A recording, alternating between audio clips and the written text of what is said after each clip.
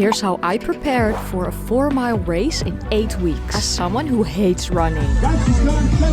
Why would you sign up for a race if you hate running? I want a medal. I want to walk around with said medal like a douchebag. Athlete photos. I want to prove to myself that I can once again train for hard things. I want to know how it feels. Will I feel butterflies upon hearing the starting shot? Excited to be part of the event? A sense of accomplishment once I finally make it across the finish line? Let's find out.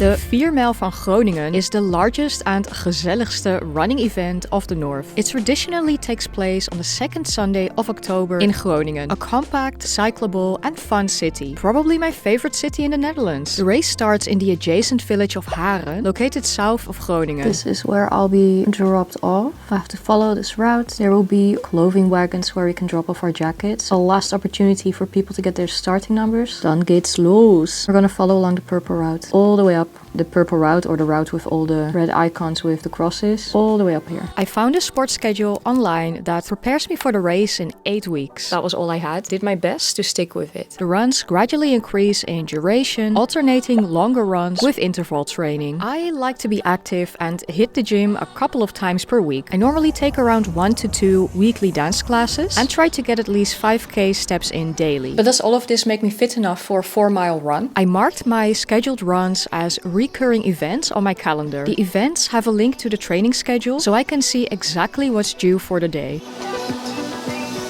I dusted off my brand new running shoes. Can you tell I'm excited about this challenge? And I'm off on my first scheduled run. Well, not really. 1 minute jogging alternated with 2 minutes of walking. First thing in the morning, 30 minutes later, and I'm done. Today I did another doable jog. First thing in the morning. Still not too excited, but I got it done. To help my muscles heal faster and do things right from the get-go, I foam rolled my legs. Just finished week 1 run number 2. Today I had to run 2 minutes instead of 1, which was still very doable. So far so good. Final run of the week in the evening. My race goal inspired me to start meal and snack prepping again, which made my grocery haul look a lot more colorful. Today I ran 3 minutes times 5, alternated by 3-minute walks. This run challenged me for the first time, which shows, because I'm sweating. Drip. Day 2 was more intense. Blame the blazing hot temperatures. My heart rate spiked and I expanded my tolerance to longer runs. Later that day, something silly happened. I whacked my little toe against my bed, full force. Luckily, nothing was broken. 4 times 4-minute runs, alternated with 3-minute walking breaks. To not get bored, I aimed to run through a different area each time. In week 3, I skipped all of my runs. I did get dozens of steps in due to endless walks and ending the days with one of my favorite all-time activities.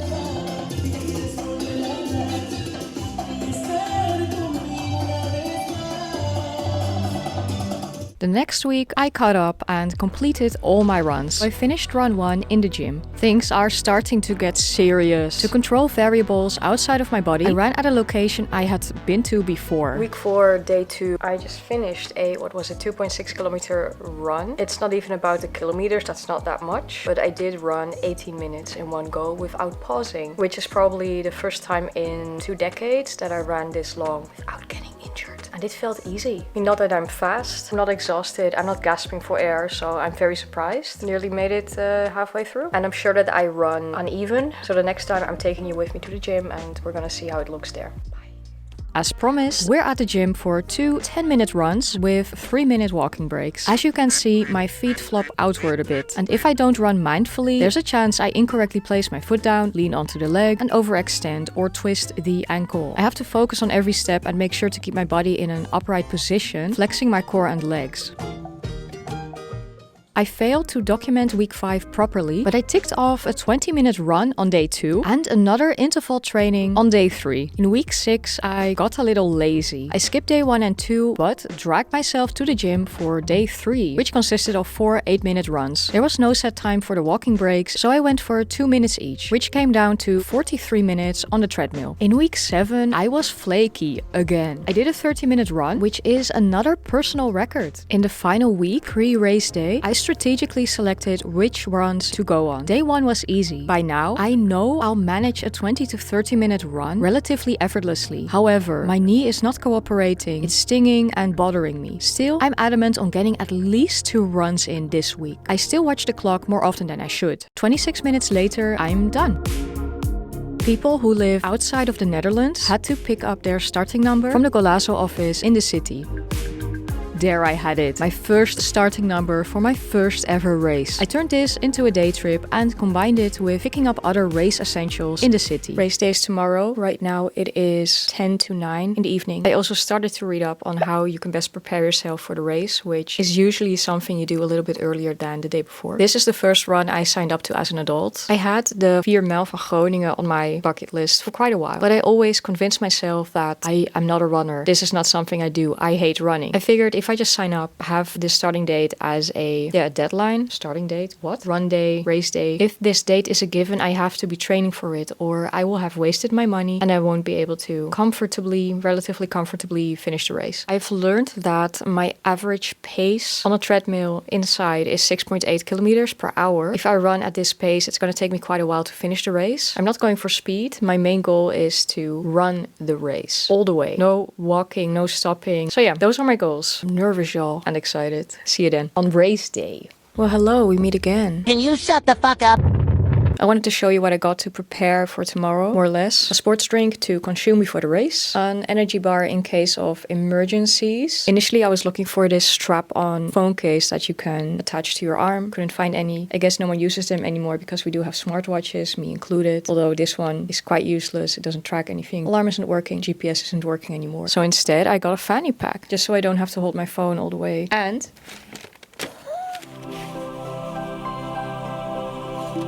freaking awesome. There's a chip at the back so they can track how slow I'll be running tomorrow. They also provided safety pins.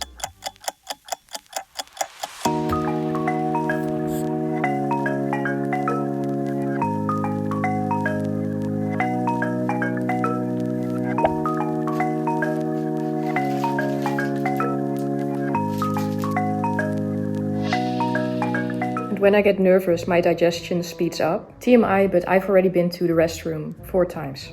Here's what I'm taking in my bag when I go on the run today. Definitely a tissue in case I get a runny nose, earplugs in case the music is too loud, the magnesium which I'll take right before the race, a tiny bottle that fits right inside in case I get real thirsty, which is definitely gonna happen. These will go in the bag for later, and I'll hold the GoPro in my hand. As I'm taking part in this event for the first time, I wanted to arrive early. The map showed a walking route for groups and a route for individuals. And indeed, I need to walk north, away from all these big groups. Inside this gym hall, race participants changed into their running gear. I already wore mine, so all that remained was pinning the bib to my shirt. Off my bag and coat. The clothing wagons drive it behind the finish line where you pick it up after the race. I'm cold. I have half an hour until the race starts. Then we're gonna suffer. A few moments later. A final restroom break, some before photos, and a crowded wait at the starting block later. Staff holds up the sign for wave 6. This is the sign.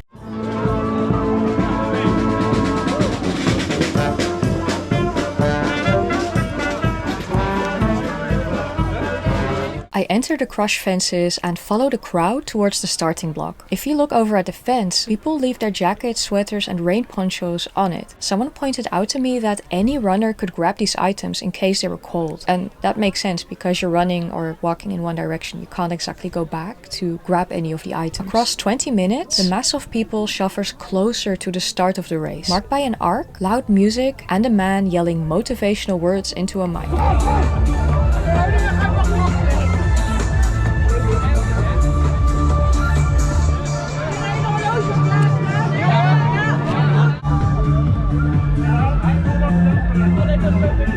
A small curve to the right. We pick up the pace. The energy rises. There she is. Everyone starts to run and so do I.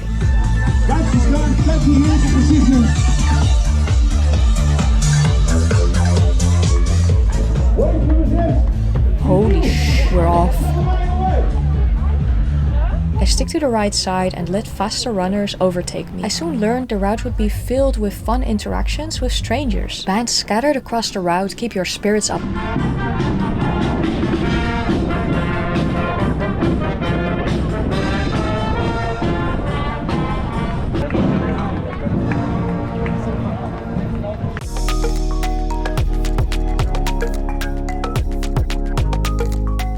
A muscle cramps up, but I'm not stopping. I have one job, and to do that job well, I must pace my run. Not compare my speed to that of others. Not try to be faster than anyone else, but run at my own pace during the entire race. It's not long before I reach the 1 kilometer checkpoint.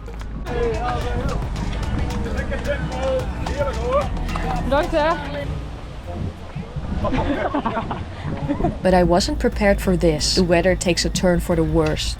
Yes, my queen, thank you for getting out there just to clap for me. Oké, regen.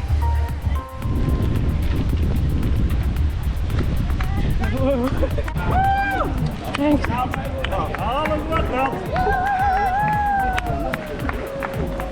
Oh shit, sorry.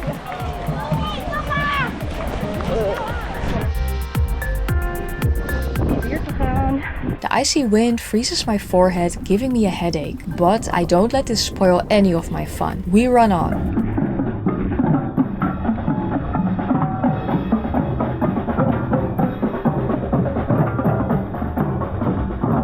I see the first water stand. I reach in for a cup. I try to take a sip, but the water sloshes like a whitewater river. It reaches all places but my mouth. I reduce my pace and try to chug some water into my throat. Missed. Half of it lands on my shirt. Damn it. Hey, goed bezig. Thanks.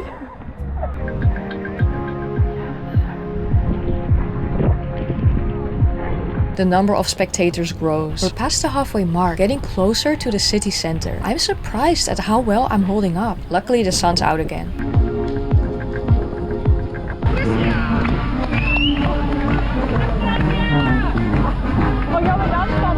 If you wondered what was going on, so was I. Who was that? Where do I know him from? Did we used to date? Then I realized what just happened. Your name is on your bib. Anyone can cheer you on.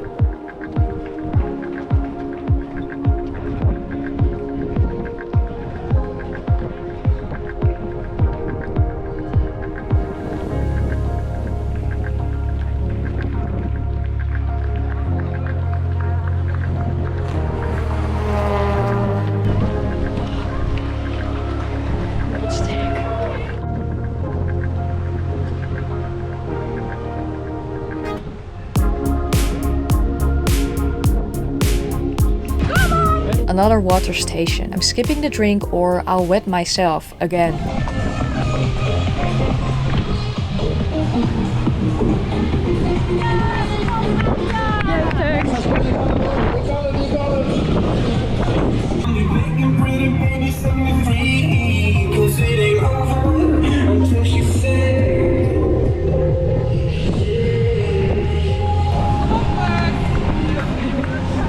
Moeilijk hè?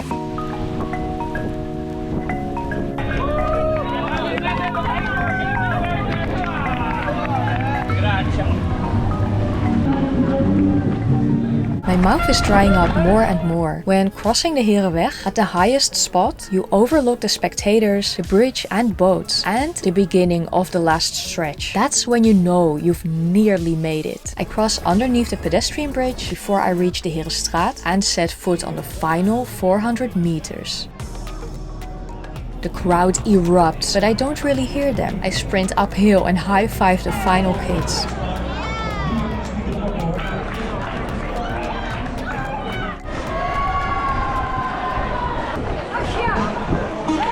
I arrive at the top, close to hyperventilating, but I catch my breath and run on. A final turn left onto the Bismarck. The end is in sight and how gorgeous she is. People start to freaking sprint. Other runners flash past me. We try not to whack each other aside, while the crowd carries me across the finish line.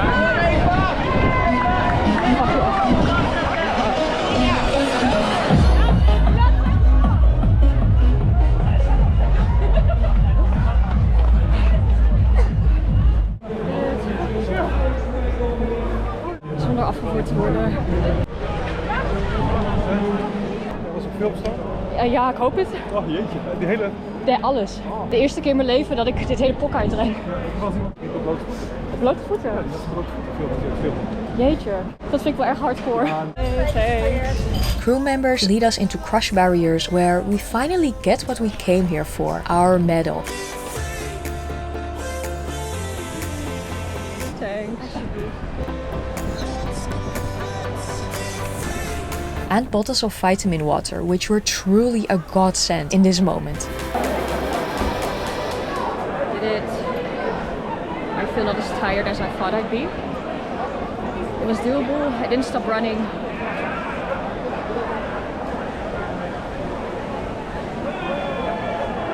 Around the 3 km mark, my hips, joints started to tense up, which may have something to do with me not warming up, but made it nonetheless. Now I'm off to get the jacket from the clothing wagon and rest. Road diversions clogged up the city center. I fought my way through the crowd back to the parkour to watch the race as a spectator and cheer on other runners from the sidelines. Ja, wel gezellig, as we'd say in Dutch. Then came the aftermath. I crashed. I didn't hydrate enough and got an excruciating headache. I slept it off during a 2-hour nap and did nothing useful the rest of the evening. At night, I awoke from my dreams each time I tried to shift my leg into a different position. They were that sore. Lesson learned, prep your body with nutrients days before the race, not the day before. Would I do this again? Well, duh, definitely. In PE class in high school, I never managed to run 5K in one go. I had to drag myself across the finish line each time, hyperventilating, cursing, exhausted. It was embarrassing. Plus, I told myself, I'm not a runner, and this is a lie. As Randall Pearson from This Is Us said, I can train or I can study for it. Training was uncomfortable. I mean, on many days, I didn't feel like it. I didn't want to do it, but I still went, mostly. I topped personal record upon personal record, week after week. And at 33 years, I ran longer than I ever have. I went from 2-minute runs 7 weeks ago to running 4 miles in 44 minutes today. I never hated running. I just lacked training.